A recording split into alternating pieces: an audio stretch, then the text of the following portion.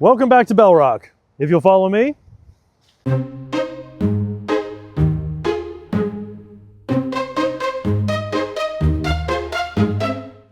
I'd like you to meet Captain Isaac Smith. In memory of Captain Isaac Smith, he died December 13th, 1795, aged 51 years. He that walketh uprightly walketh surely.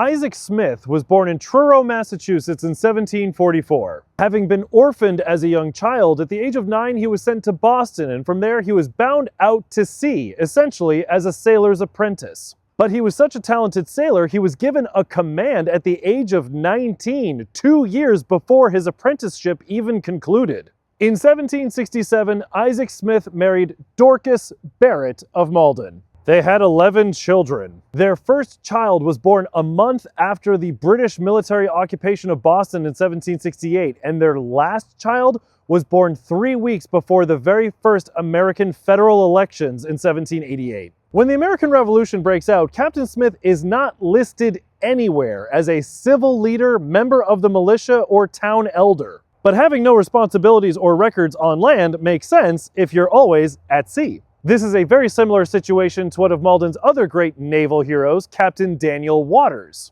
But during the war, he is listed as commanding several privateers between 1779 and 1783. In 1780, Captain Isaac Smith took command of the brigantine Thomas after Captain Jonathan Oakes of Malden left the Thomas to take command of the ship Favorite. In 1780, Captain Smith was captured and held prisoner in Ireland. He was released a year later. There's no wartime record for him in the first few years of the American Revolution, which seems odd. That indicates to me that he stayed in private employment. Not as a privateer, there would have been records for that, but possibly as a blockade runner dodging the Royal Navy that had surrounded the port of Boston. When Isaac Smith died in 1795, he left behind a substantial estate, arguably making him the wealthiest man in Malden. Dorcas died in April of 1795, Isaac followed that December, and they are buried together near the entrance of Bell Rock Cemetery. And just on the other side of this tree is the final resting place of Captain Jonathan Oakes, Isaac Smith's predecessor as captain of the Thomas. And that's Captain Isaac Smith.